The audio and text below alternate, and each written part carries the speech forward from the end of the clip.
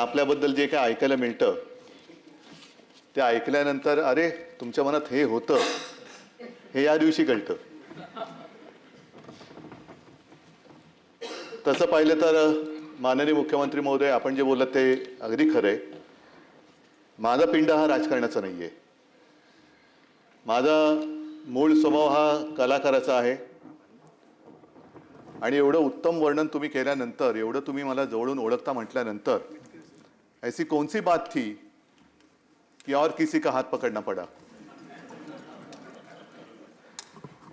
मी या विधिमंडळात आलो तो मुख्यमंत्री म्हणून आलो.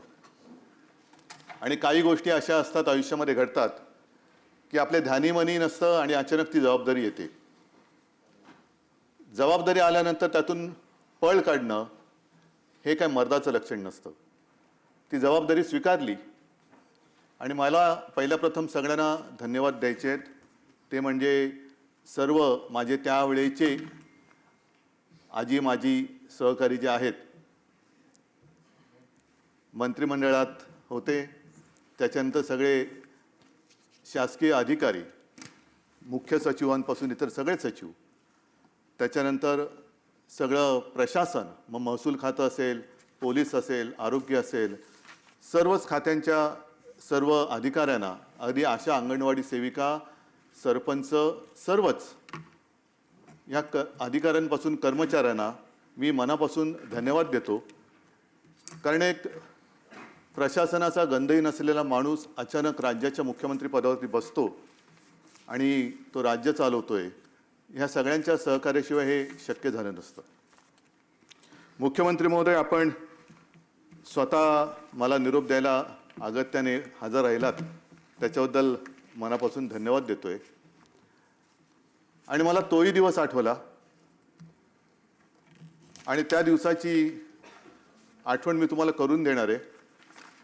पण काल एकूण जे काही विधिमंडळात घडलं ते बघितल्यानंतर तो दिवस मला का आठवलं ते सांगतो. कारण आपणच म्हणाला होतात ज्ञानेश्वरांचं भारूड, काट्याच्या आणीवर वसली 3 गावे, 2 ओसाड 1 वसईची ना. आता त्या गावची पाटीलकी आपल्याकडे. आता ते आणीवरची 3 गावामध्ये एक गाव आणीवर गेलेलं आहे. बाकी गावांचं काय झालं हे त्या गावकऱ्यांना माहिती आहे. आणि साहजिकच आहे, ज्ञानेश्वरांची आठवण आल्यानंतर एक गोष्ट आवर्जून सांगावीशी वाटते की ज्ञानेश्वर महाराज कोणत्या शतकात होऊन गेले, 12व्या-13व्या. त्यावेळेला ज्ञानेश्वरांनी रेड्याकडनं वेद म्हणून घेतले होते. आता त्यापासून आत्तापर्यंत आपण या शतकात आल्यानंतर स्वार्थासाठी रेडे कापले जातात. हा कोणता महाराष्ट्र कोणत्या दिशेने चाललेला आहे. आणि आपलं स्टेटमेंट मी कालच्या सभागृहातलं काळजीपूर्वक ऐकलं. नाशिकच्या बाबत जी आपण एक भूमिका घेतली त्याच्याबद्दल मी आपल्याला धन्यवाद देतोय. आणि हे धन्यवाद देत असताना काल आपले एक सिने कलावंत आहेत अतुल कुलकर्णी, त्यांचं एक चांगलं वक्तव्य आहे की जे पकडले जातात ते भोंदू, पण जे पकडले जात नाहीत त्या महाराजांचं काय करायचं. मला असं वाटतं आपण सगळे एकत्र मिळून एक भूमिका घ्यायला पाहिजे. आणि सगळ्या राजकारण्यांनी जर ठरवलं तर बुवा शक्तीपेक्षा युवा शक्तीला जास्त आपण ताकद दिली पाहिजे. कारण या देशामध्ये बुवा चमत्कार नाही करू शकत, युवा चमत्कार करू शकतात. आणि युवा शक्तीला जर का आपण नीट पाठिंबा दिला तर या बुवांची दुकानं बंद झाल्याशिवाय राहणार नाही. मला आज आठवतोय तो माझा मुख्यमंत्री पदाचा पहिला, जसा आपला गृहप्रवेश असतो तसा मंत्रालयातला प्रवेश. संपूर्ण मंत्रालय असं बहरून आलं होतं. खिडक्यातनं लोक डोकावत होती, काही पॅराफिटवर उभी होती, काही बाहेर आली होती. सगळ्यांच्या चेहऱ्यावरती एक आनंद होता. तो आनंद बघून मी तो क्षण विसरू शकत नाही, भारावून गेलो होतो. त्याच्यानंतर दिवस पटपट निघून गेले आणि ज्या दिवशी मी वर्ष सोडून बाहेर पडलो तेव्हा हेलावलेला महाराष्ट्र बघून मी गहिवरून गेलो होतो की हे सगळं प्रेम या महाराष्ट्राने आपल्याला दिलं. हे असं प्रेम फार थोड्या लोकांच्या नशिबामध्ये येतं. आणि मला आठवतंय की मी मुख्यमंत्रीपद म्हणजे वर्षा सोडला आणि मातोश्रीत आलो. मुख्यमंत्रीपद सोडलेलं नव्हतं, एक 2-4 दिवसानंतर ते सोडलं. आणि त्या काळामध्ये साहजिकच आहे घरी बसून म्हणजे मातोश्रीत बसून मी कारभार करत होतो. अनेक मंत्री सुद्धा घरीच येत होते, घरीच बस, त्याच घरातून त्यांना पदं दिली होती, ते घरी बसूनच दिली होती. पण काही अधिकारी माझ्यासोबत नेहमी यायचे 2-4 दिवस, कारण सरकारी काम थांबू शकत नव्हतो.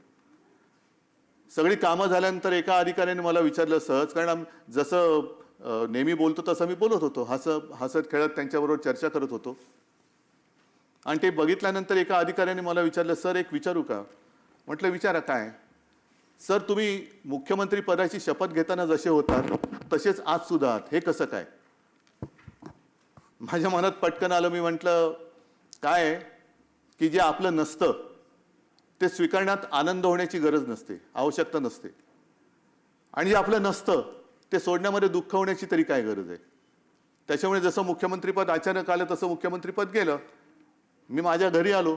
त्याच्यामुळे माझं घर आणि त्या घरातला आनंद हा सगळ्यात महत्त्वाचा, हा मला वाटतं प्रत्येकासाठी असतो.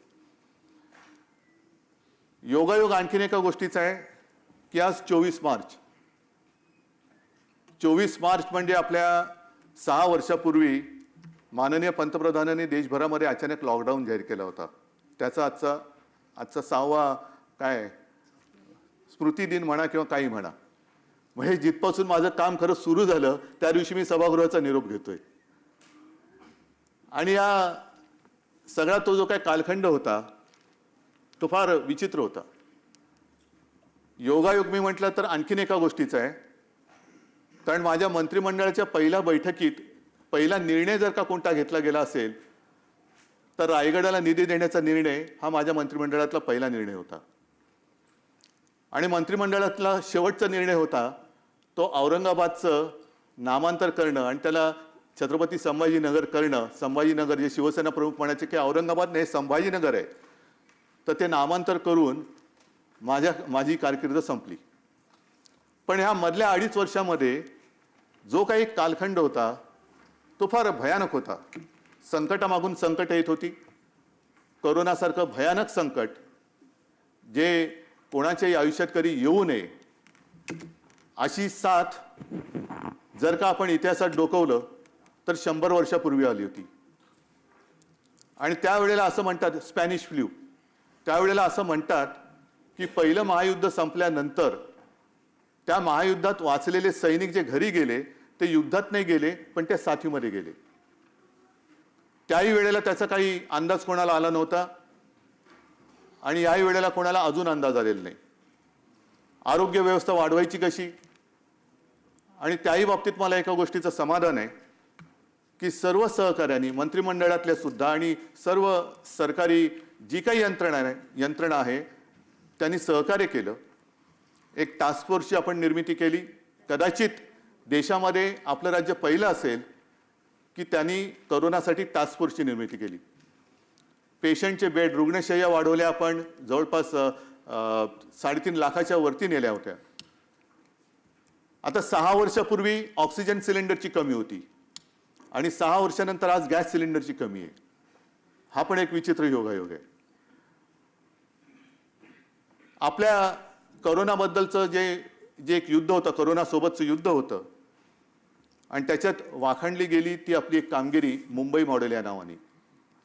मुंबई मॉडेलची त्याची वाखाणणी ही जगभर झाली. अगदी WHO सुद्धा केली. न्यूयॉर्क टाइम्समध्ये सुद्धा त्याच्याबद्दल माहिती आली, बातमी आली. विशेषतः धारावीमध्ये लागण झाल्यानंतर एवढी गच्च असलेली धारावी, त्यावेळेला धारावीकडे कोणाचंही लक्ष नव्हतं. आता ते झाल्यानंतर तिकडे सगळ्यांचं लक्ष जायला लागलेलं आहे. ही एक जी काही वृत्ती असते की संकटात असताना कोणी धावून येत नाही. पण कोरोनामध्ये आपल्या महाराष्ट्राने जे काम केलं त्या कामाचं कौतुक तसं कोणी केलं नाही. इतर राज्यांमध्ये आपण बघितलं की उत्तर प्रदेशमध्ये गंगेमध्ये शव वाहत होती, मृतदेह वाहत होते. गुजरातमध्ये सार्वजनिक चिता पेटल्या जात होत्या. पण महाराष्ट्रामध्ये अशी कोणत्याही मृतदेहाची अवहेलना ही आपण होऊ दिली नाही. जिथे जिथे शक्य असेल तिथे तिथे आपण औषधोपचार दिले आणि जास्तीत जास्त जीव वाचवण्याचे आपण प्रयत्न केले. त्याच्यानंतर कुठेही आकडा आपण लपवला नाही. हे सुद्धा मी म्हणेन आपल्या त्या सरकारचं एक वैशिष्ट्य होतं. कोरोनाचा काळ जेवढं त्याच्यामध्ये बोलत जावं तेवढं त्याच्यावरतीच तो विषय जाईल. पण मुख्यमंत्री महोदय, मला आपल्याला एक विनंती करायची, जे माझ्याकडनं राहून गेलो त्या काळामध्ये करता येऊ शकलं नाही, त्या सगळ्या कालखंडाचं जर काही डॉक्युमेंटेशन केलं, त्याच्यामध्ये कोणत्याही व्यक्तीचं काही वैशिष्ट्य सांगण्याची आवश्यकता नाही, पण स्पॅनिश फ्लूच्या बाबतीत जसं कोणताही आपल्याला संदर्भ सापडत नाही, तसं विशेषतः करोना काळामध्ये महाराष्ट्राने काय काम केलं, कशी ट्रीटमेंट दिली, ऑक्सिजन कसा आणला, मास्क कसे मिळवले, कशी खबरदारी घेतली, माझे कुटुंब माझी जबाबदारी असेल आणि इतर सगळ्या गोष्टी असतील, हे सगळं जर का एकत्रित झालं तर पुढे अशी साथ येऊ नये, पण जर का आली तर आपण काय काय खबरदारी घ्यायला पाहिजे याचे एक मार्गदर्शन होईल, म्हणून माझी एक आपल्याला विनंती आहे. त्याच्यानंतर याला आयुष्यातलं एक समाधान मानावं अशी एक गोष्ट नक्की मी केली, ती म्हणजे कोणीही न मागता, कोणताही अभ्यास न करता आपल्या अन्नदात्याची मी कर्जमुक्ती केली. 2 लाखापर्यंतचं पीक कर्ज हे महाविकास आघाडीच्या सरकारच्या माध्यमातून मी केलं आणि त्याबद्दल मला नक्कीच एक समाधान आहे. कोणतेही त्याला त्रास न देता, अटीतटींचा सामना करायला न लावता 2 वेळा तो त्या केंद्रात गेल्यानंतर त्याच्या खात्यामध्ये पैसे जात गेले आणि तो कर्जमुक्त झाला. दुर्दैवाने नंतर करोनाची साथ आली, त्याच्यामुळे प्रोत्साहनपर राशी जी द्यायची असते ती राहिली, ती आता मला वाटतं आपलं सरकार देते. आणखीन एक चांगलं काम केलं ते म्हणजे गोरगरिबांसाठी शिवभोजन. आता त्याची परिस्थिती काय मला कल्पना नाही, पण 10 रुपयामध्ये शिवभोजन देणं हे सुरू केलं आणि त्याची अंमलबजावणी 2.5 वर्ष तरी आम्ही करून दाखवली होती. अशा अनेक गोष्टी केल्या आणि करोनामध्ये सुद्धा संपूर्ण हाहाकार उडालेला असताना कुठेही आपण महाराष्ट्र थांबू नव्हता दिला. शेतकऱ्यांची कामं तर सुरू होतीच, परंतु परदेशी गुंतवणूक सुद्धा उद्योगधंद्यामध्ये आपण आणली होती, MOU पण झाले होते आणि काही गुंतवणूक प्रत्यक्षात आली सुद्धा होती. कोणतेही असं क्षेत्र नव्हतं की जिकडे महाराष्ट्र